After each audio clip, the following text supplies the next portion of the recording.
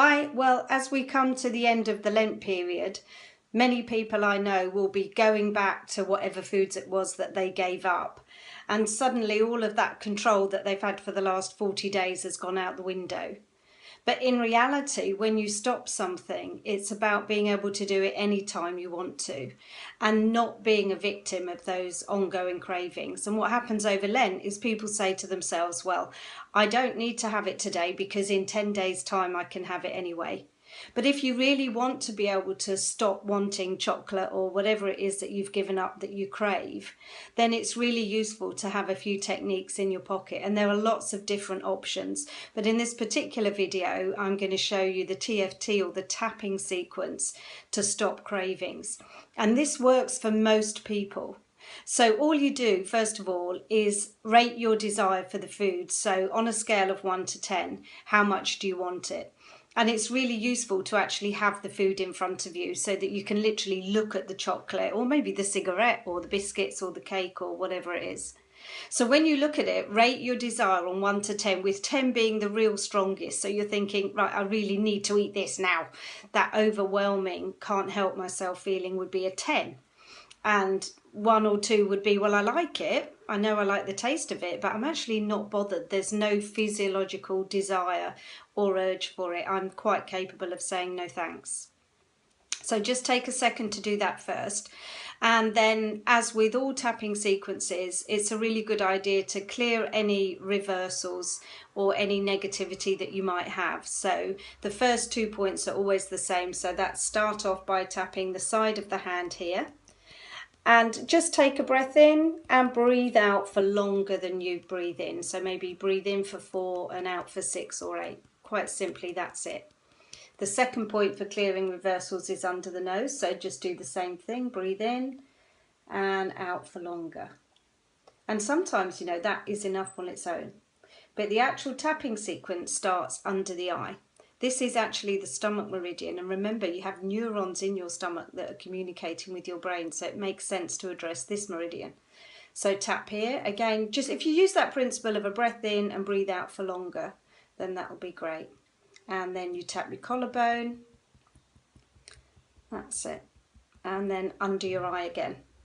And for many people, that will be enough. So if you check in on the scale of 1 to 10, if it's gone down, you move on to the next phase. So this again appears in every sequence. See this spot here between the knuckles? I'm holding my hand up so you can see it, but it's actually easier to do with it flat on your lap or something. But I'll just do it here so you can see. Use at least 2 or 3 fingers, and you're going to keep your eyes open and then do a nice slow blink. Close and open again. Keep your head nice and still. Look down to one corner, so one shoulder, and then the other shoulder. Then look down. Imagine you're looking at number 6 on a clock.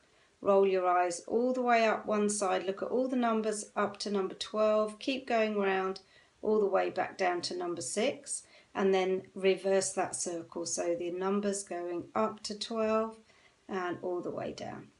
That's great. Now you're just going to hum any tune. You can make one up or hum Happy Birthday.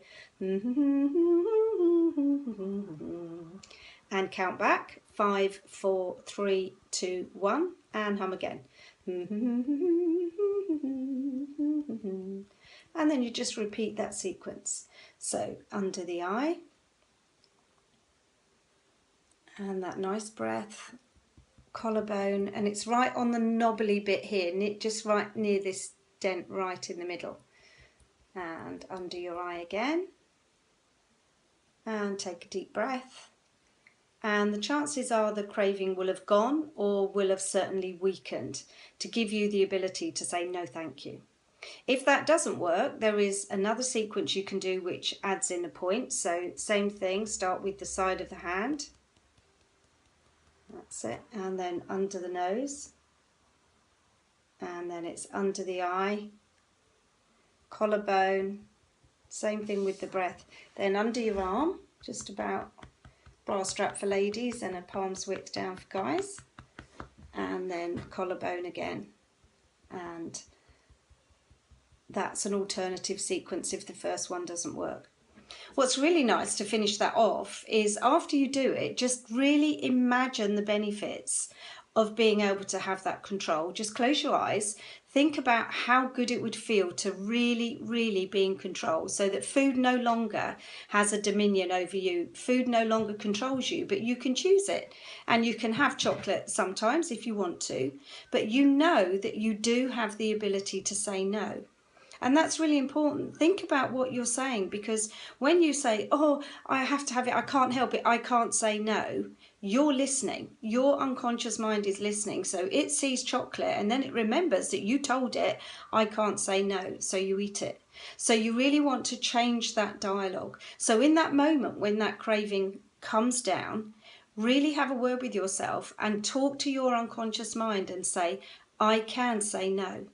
I can say no.